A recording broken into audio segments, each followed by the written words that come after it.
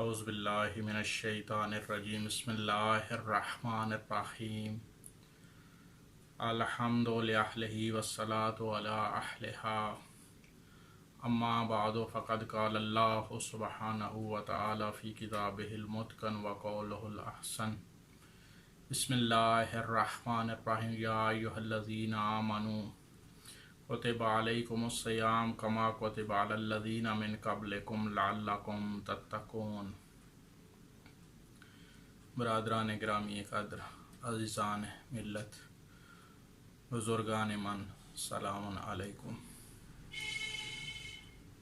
پیغام قرآن کے حوالے سے مختصر سا پیغام آپ کے گوش گزار کرنے کا یہ سلسلہ جاری ہے۔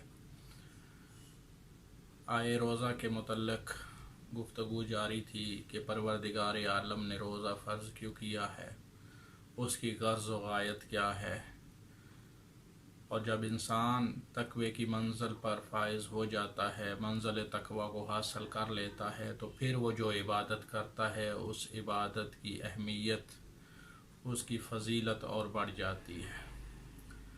اور یہی حال روزے کا ہے کہ انسان جو روزہ رکھتا ہے تقوی کی حالت میں ہو تو پھر اس روزے کی اہمیت بھی اور بڑھ جاتی ہے۔ اور پھر روزہ جو ہے صرف بھوک پیاس کا نام نہیں ہے، صرف جو ہے وہ ان چند چیزوں سے اپنے آپ کو روکنے کا نام نہیں ہے جو ظاہری ہیں، جو اذان فجر سے لے کے اذان مغرب تک جن سے شریعت نے منع کیا ہے۔ وہ عام چیزیں ہیں کہ جو عام روزے کی اہمیت رکھتی ہیں، جسے عام روزہ کہا جاتا ہے۔ پچھلی گفتگو میں آپ کے گوش گزار کیا تھا کہ عام روزے کیا ہے اور کن چیزوں سے بچنا ہے جو مبطلات روزہ ہے۔ وہ عام روزہ ہے جو صرف ان سے بچتا ہے۔ روزہ ہے، اس کی اپنی فضیلت اور اہمیت اپنی جگہ قائم ہے، لیکن وہ عام روزہ ہے۔ دوسرا درجہ جو اس کے ساتھ ساتھ مبطلات روزہ سے انسان بچے اور پھر اپنے آپ کو ان چیزوں سے بھی بچائے جنہیں جو ہے وہ معصومین علیہ السلام نے منع فرمایا ہے۔ فرمایا کہ روزہ صرف جو ہے وہ کھانا پینا سے اپنے آپ کو روکنے کا نام نہیں ہے، بلکہ روزہ اس بات کا نام ہے کہ ہر اس چیز کو اپنے آپ کو دیکھنے سے منع کرنا جسے اللہ نے منع کیا ہے۔ تمہارے کان وہ باتیں نہ سنیں، وہ کان جو ہے موسیقی اور غنا نہ سنیں، غیبت نہ سنیں جن سے اللہ نے منع فرمایا ہے۔ تمہاری زبان کا بھی روزہ ہونا چاہیے، تمہاری زبان جھوٹ نہ بولے، بد کلامی نہ کرے، غیبت نہ کرے، زبان کا بھی روزہ ہونا چاہیے۔ تمہارے ہاتھوں کا بھی روزہ ہونا چاہیے، تمہارے پاؤں کا بھی روزہ ہونا چاہیے، کان کا روزہ، زبان کو روزہ، آنکھوں کا روزہ بھی ہونا چاہیے۔ صرف پیٹ کا روزہ جو ہے وہ نہیں ہونا چاہیے۔ پیٹ کا روزہ تو سارے رکھتے ہیں، وہ تو عام روزہ ہے، اس کا درجہ عام ہے۔ لیکن جو اذان فجر سے لے کے اذان مغرب تک ان چیزوں سے بچتا ہے اور ساتھ ساتھ جو ہے وہ اپنی کان کا بھی روزہ رکھتا ہے، اپنی آنکھ کو بھی ان چیزوں کو دیکھنے سے منع رکھتا ہے جسے شریعت نے منع کیا ہے، اور اپنے ہاتھوں کو بھی اس طرف نہیں بڑھاتا جس سے شریعت نے منع کیا ہے، اپنے قدم بھی اس طرف نہیں بڑھاتا جن کی طرف جانے سے شریعت نے منع کیا ہے، کان اس کے غیبت نہیں سنتے، زبان اس کی جھوٹ اور بد کلامی نہیں کرتی، تو یہ ہے حقیقی روزہ۔